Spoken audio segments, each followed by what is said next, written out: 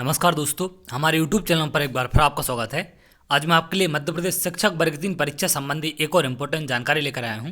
जैसा कि आप देख रहे हैं, वर्ग 3 संबंधी प्रश्न विधानसभा में मुख्यमंत्री जी से पूछे गए हैं। तो मुख्यमंत्री जी ने इन प्रश्नों के क्या जवाब दिए हैं। जैसा कि आप जानते हैं कि लगातार विपक्ष की बात करें या अभ्यर्थियों की बात करें, चारों तरफ से सरकार को घेरने का प्रयास किया जा रहा है। तो इसी क्रम में यहाँ पर कुछ प्रश्न विधानसभा में किए गए हैं। शिक्षक भर्ती पात्रता परीक्षा वर्ग 3 में हुई अनियमितता की जांच को लेकर यहाँ पर कुछ प्रश्न थे। अब एक एक करके मैं आपको प्रश्न बताने वाला हूँ। श्री प्रताप ग्रेवाल ने क्या मुख्यमंत्री महोदय यह बताने की कृपा करेंगे। तो श्री प्रताप ग्रेवाल के ये प्रश्न थे इनसे।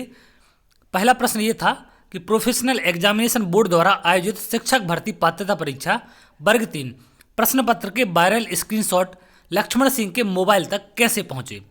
तो पहले प्रश्न के जवाब में इन्होंने क्या आंसर दिया था, यहाँ आप देख सकते हैं। मुख्यमंत्री श्री शिवराज सिंह चौहान के आंसर थे।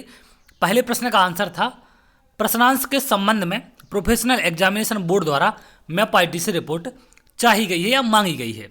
तो मैप आईटी से इनने रिपोर्ट मांगी है कि आखिर क्यों लक्ष्मण सिंह के मोबाइल तक ये स्क्रीनशॉट पहुंचे।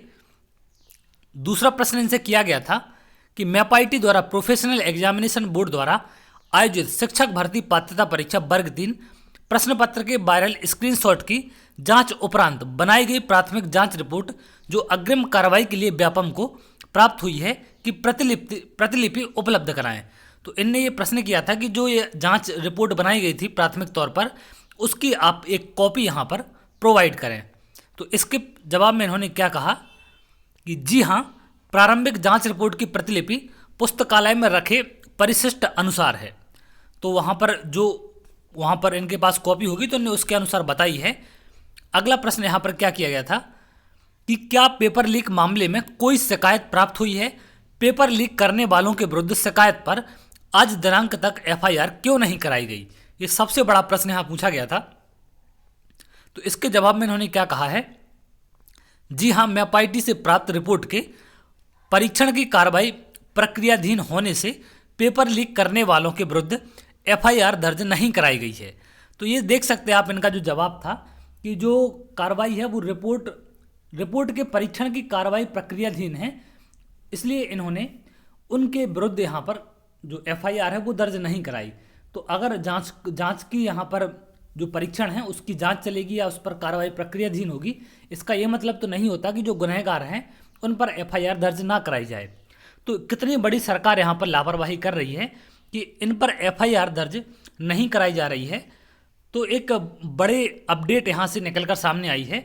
आपको यहाँ से क्लियर समझ में आ रहा है कि सरकार किस तरीके से वर्ग 3 परीक्षा को ले रही है। ना तो सरकार यहाँ पर वर्ग 3 परीक्षा को लेकर सीरियस है और ना ही उन अभ्यर्थियों को जो वर्ग 3 परीक्षा में बैठे थे, क्योंकि लगातार आप देख रहे हैं कि कितने हल्के तरीके से यहाँ पर वर्ग 3 को लिया जा रहा है। अगर अच्छे तरीके से या सही तरीके से जांच होती और सही तरीके से सारी चीज़ें चलती इसमें, तो ये सारी चीज़ें नहीं होती। सरकार यहाँ पर सिर्फ भर्ती प्रक्रिया को टालने की बात कर रही है या जैसे तैसे कंप्लीट कराने का प्रयास में है।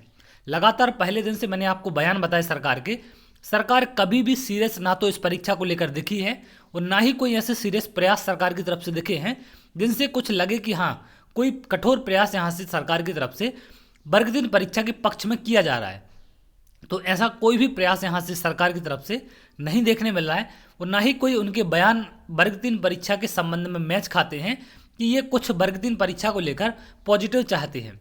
उनका सिर्फ एक ही बयान रहता है कि कोई भी घोटाला नहीं हुआ है, कोई भी जांच में रिपोर्ट सामने जो आई है उसमें कोई भी बड़ी दिक्कत नहीं है। ये सारी उनके बयान होते हैं जिनके चलते एक प्रश्न मार्क उठता है इनके सवालों पर, इनके जवाबों पर, क्योंकि यहाँ पर एफआईआर दर्ज ना होने का मतलब यही है कि सरकार इन परीक्षाओं को लेकर बिल्कुल भी सीरियस नहीं है, ना तो विद्यार्थियों के भविष्य को लेकर सीरियस है। बहुत हल्के तरीके से यहाँ पर सभी चीज़ों को लिया जा रहा है। इसका परिणाम विद्यार्थियों को आगे चल के भुगतना पड़ेगा। तो चलिए देखते हैं आगे, और जो भी अपडेट मिलेगी वो आपसे ज़रूर शेयर करेंगे। तब तक के लिए बहुत बहुत धन्यवाद।